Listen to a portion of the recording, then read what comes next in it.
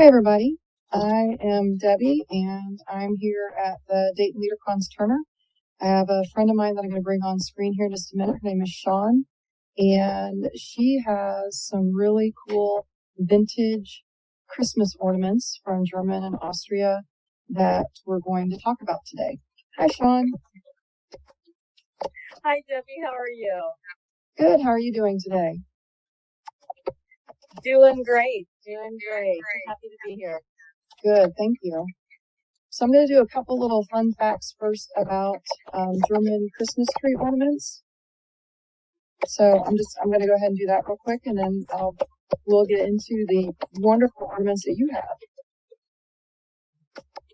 So some fun facts about German Christmas tree ornaments is the first Christmas trees came indoors in the early 1600s, and they are decorated simply with nuts, sweets, cookies, paper flowers, and other simple ornaments that may have been edible, and they were hung on the tree. This made the tree a special treat, especially for the kids who got to plunder the treats, as well as enjoy the beautiful decorations. Legend has it that an early glass blower did not have any money to buy nuts and sweets for his family's Christmas tree. So instead of leaving the tree bare, he, being a glass blower, made ornaments and baubles, a few baubles to hang on the tree so that his family's Christmas tree would not be bare.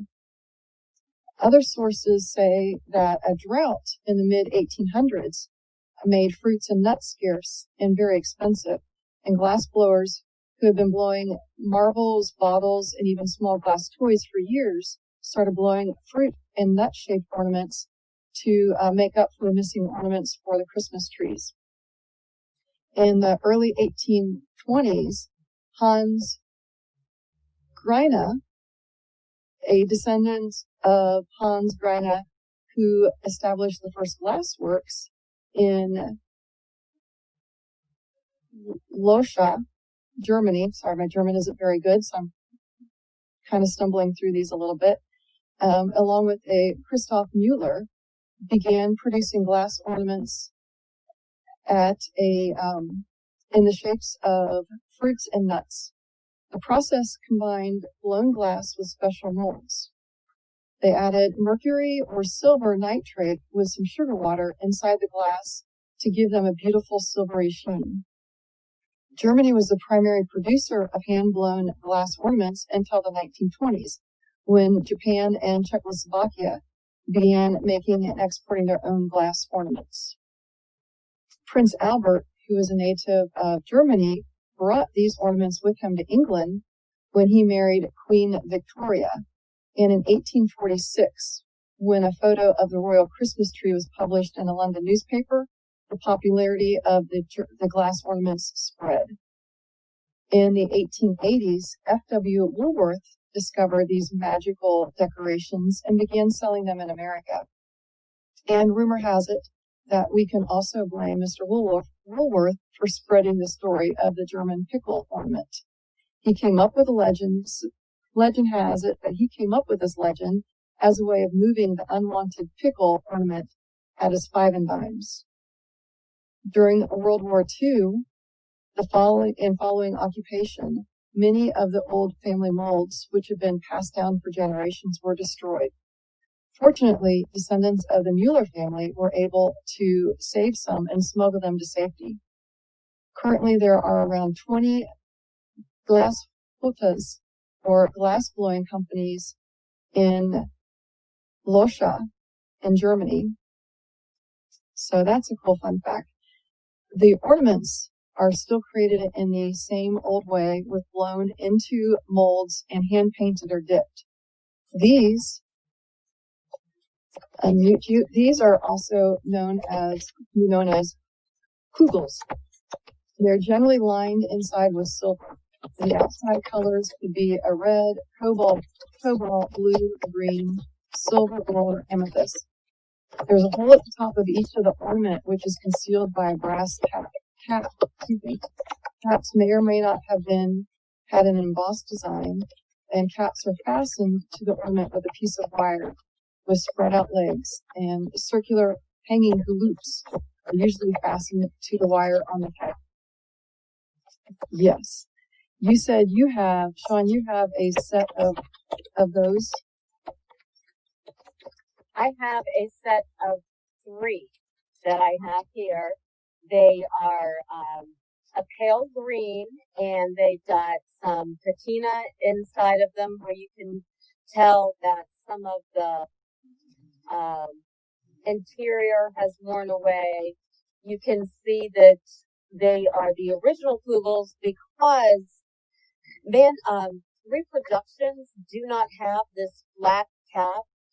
There's been several times that people have tried to reproduce the Kugels, and the cap would be elevated, more like the traditional Christmas ornament, something like that.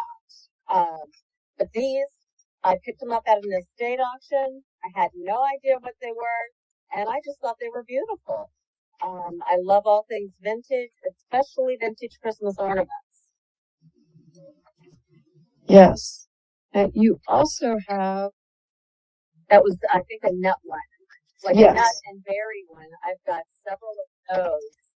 And that ties into what you originally were talking about, that the glass blowers, when they were grouts, did the fruit and nuts to replicate that. And that specific ornament, based on my research, and again, this is solely on my research and other people advising me, it dates back to the 1920s, 1930s, is what I'm told. And interestingly enough, I was going through some things after you and I talked, and I found one from the very early 1900s. It's an orange, and it's the shape of an orange, and it's one of those original ones where they did that in, you can see where a lot of paint has chipped off. It's one of those things that I don't try and restore these. I like to keep them in their original form. But look, I'm glad I didn't drop that on the floor, because that's another thing. These ornaments are incredibly, incredibly fragile. But when I found this one, I've got a lot of these in different places in my house, but I found this one and I thought it would be perfect talking about those fruits and nuts that you mentioned earlier. Yeah, absolutely. That's pretty cool. Yeah, you also have a really cool ornament of a Santa Claus that you said. Which one is that? Oh, that's my Santa. Yes. You said that's a part of a set. Yeah, that's Santa. It's a set of 5, and some of them are wired in the tree. So that's one of the things. I decorate this white vintage tree behind me with a lot of vintage ornaments. Some of them are German, some Austrian, some shiny bright from the United States or Roush. But when I do put them on, they're wired in and wrapped around, because I have dogs and my daughter has a cat, and I really don't want these things destroyed. So the Santa is on there. This is one of the ones that's part of that set. It's the same kind of coloring and the same vibrancy. And I still have the original packaging for that set. And here's another one, kind of like a drum.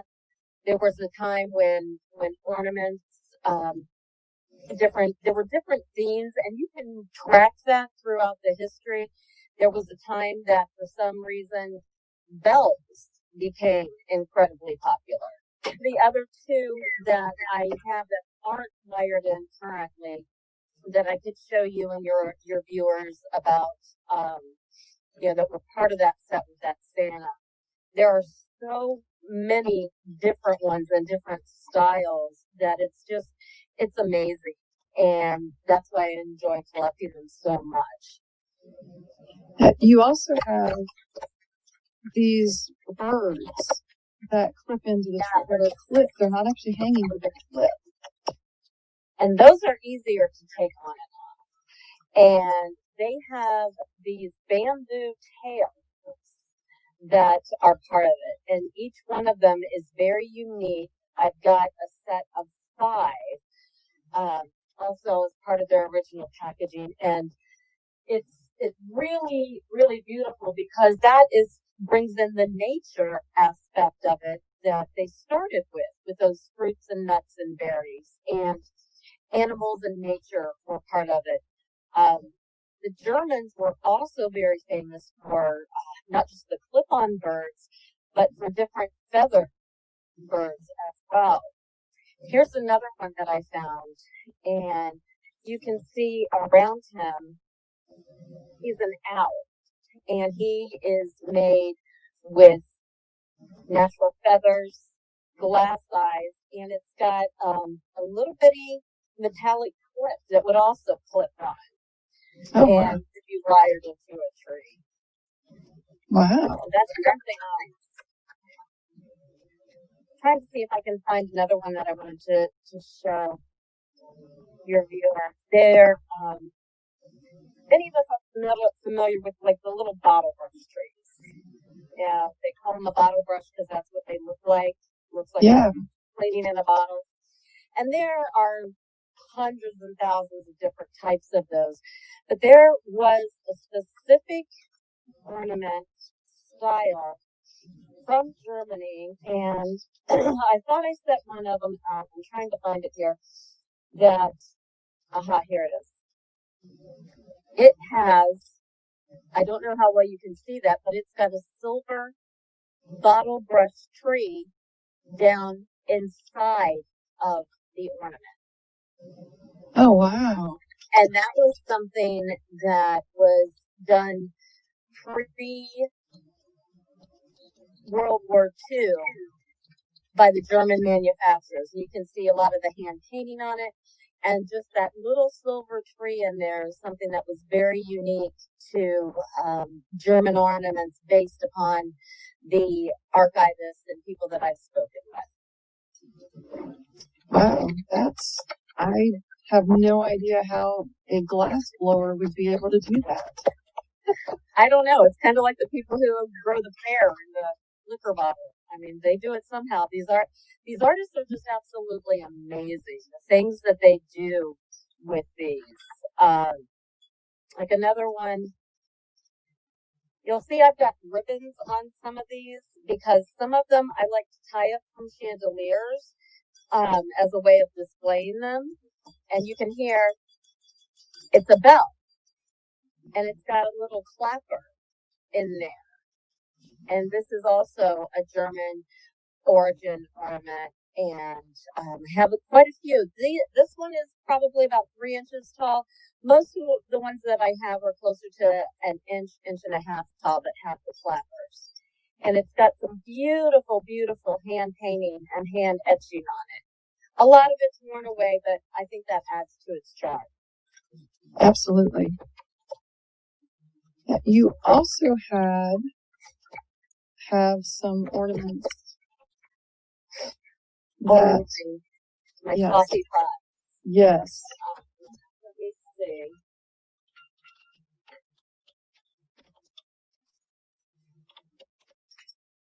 Some of these I can get down easier than others. These are a set of German coffee pots and urns, and then there's also part of the set. I've got a small green teapot. It's on the tray somewhere over here.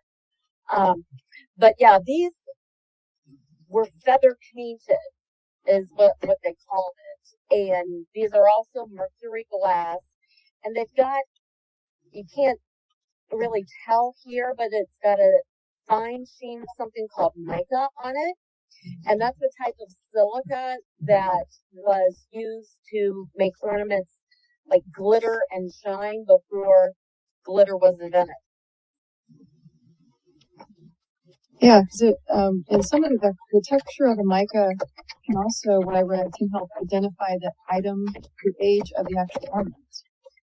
The earliest mica used a larger grain, which created a more bumpy, textured surface. At least that's what I heard. Here's another one that it's a combination of the indent. It's got the indent in here, and then it's got the mica all the way around, other than the indent, and then it's got hand painted flowers on the outside of the ornament. And I only have one like that, and then one with the red flowers. Those are the only two I've ever seen like that I had the opportunity to purchase just this past fall. Wow. I'm always searching at different thrift shops, junk shops. Somebody else's junk is my treasure. I understand that. Now let me bring up one other here. This one I thought was cute. Yeah, it has mica on it. Oh yeah, I got a lot of things with mica. Let's see here. Let's see. This one is a different one with that one. It's got the yellow and blue. Hold on a second. Okay. I'm trying to find that exact one, and there are so many different ones. Aha, I see it.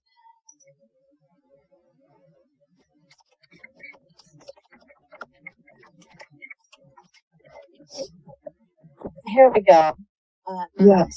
Yes, and this is one that I think is really unique because a lot of times the mica was just one color.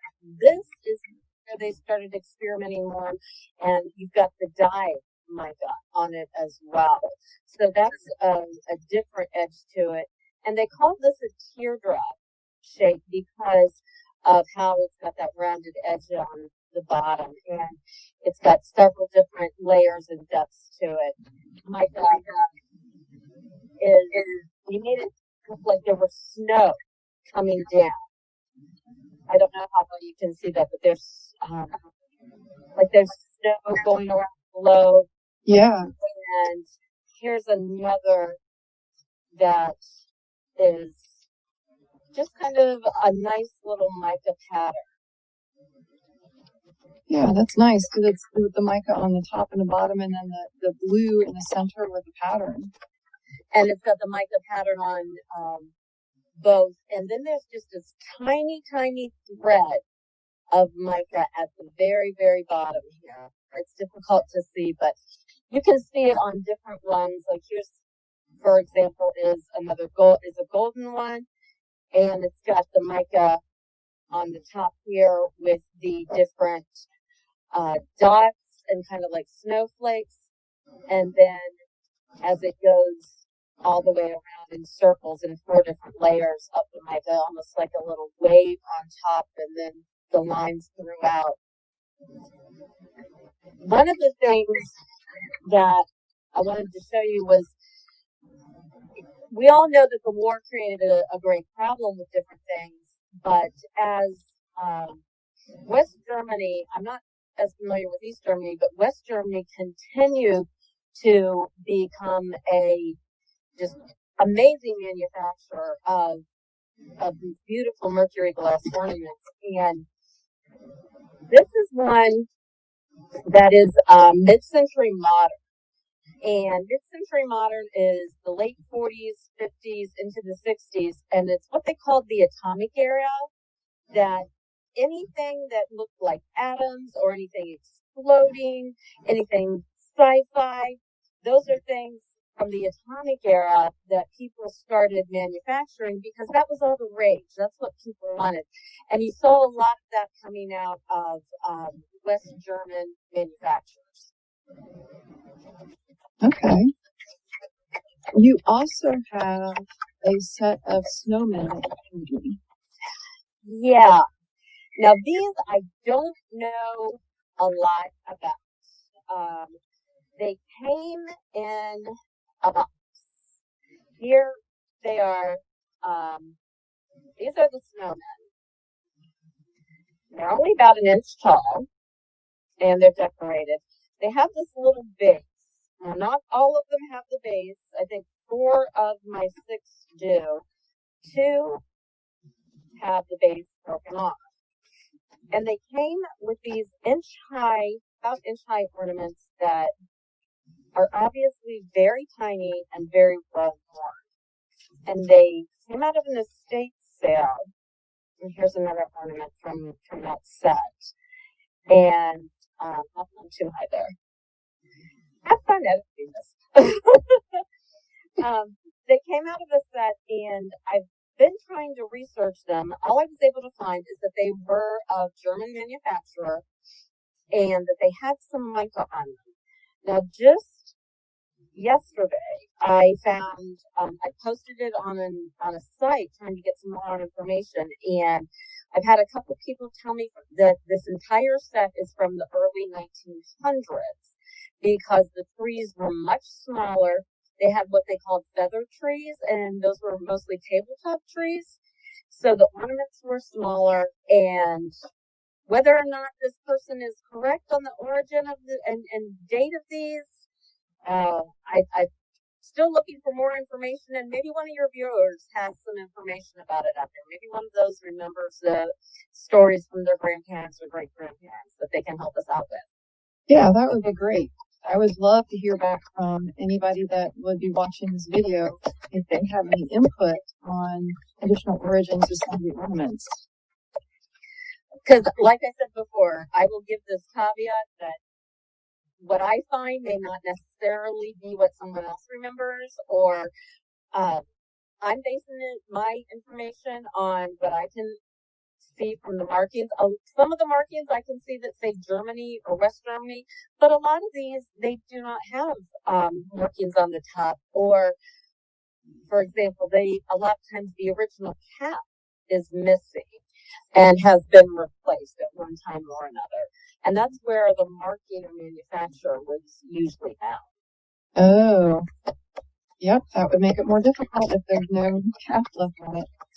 That, and then some of them, like these feather ones, there is no cap. You can see it's just a teeny tiny hook in the hole. And there's no manufacturer or marking anywhere else on it. It's a mystery. Yep.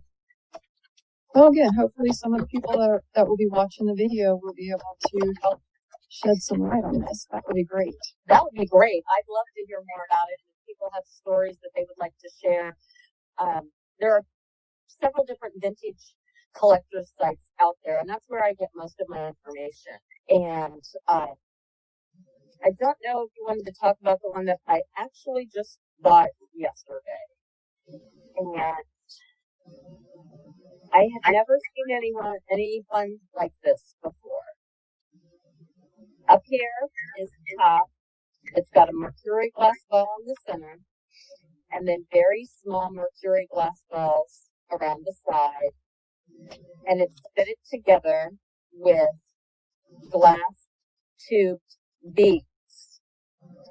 Now, I put it on the site yesterday, and somebody told me they thought it was Czechoslovakian. And then I heard from another site that said it was early 1920s German. So maybe one of your viewers can settle that debate, but this is one that I've never seen anything like this before, and quite a variety of people that I showed it to hadn't either. So if your viewers can help, that'd be fabulous. I'd love to know more about the history of this. Absolutely. Well, hopefully they can. Or give us more ideas on different sites to look at or post them. Absolutely.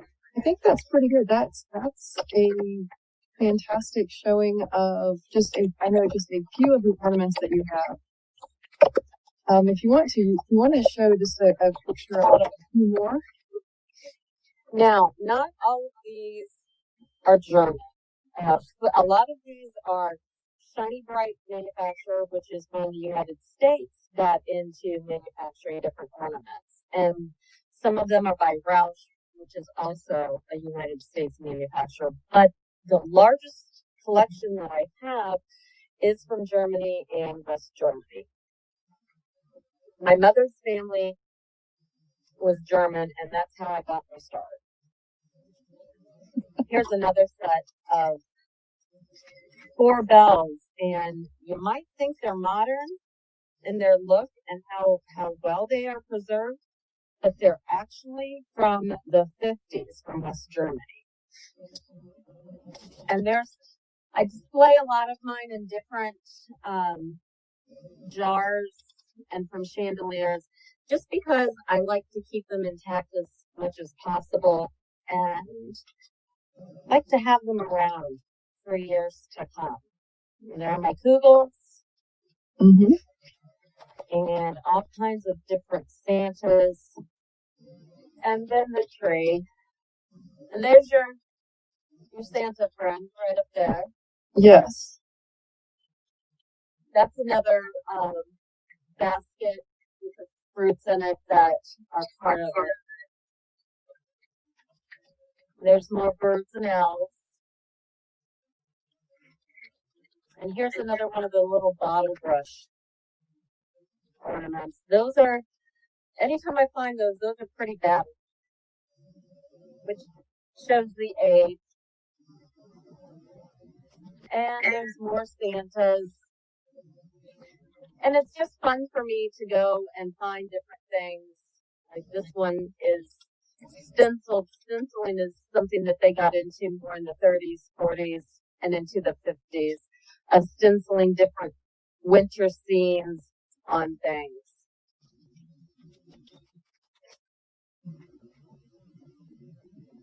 But that's a lot of the different things. And there's so many different shapes and styles. And this is one of my favorites from the Atomic Age.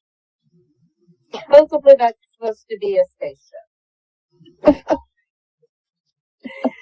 So that's a lot of the fun that I have with these different things. Here's another one from the 50s and 60s with the ornate designs and things. It's been a pleasure being with you today, Deb. Thanks for having me. Well, thank you. And I really I'm terrible at this angle and stuff, but hopefully we can get something usable out of all of this. I think we have a lot of useful information. I really appreciate that.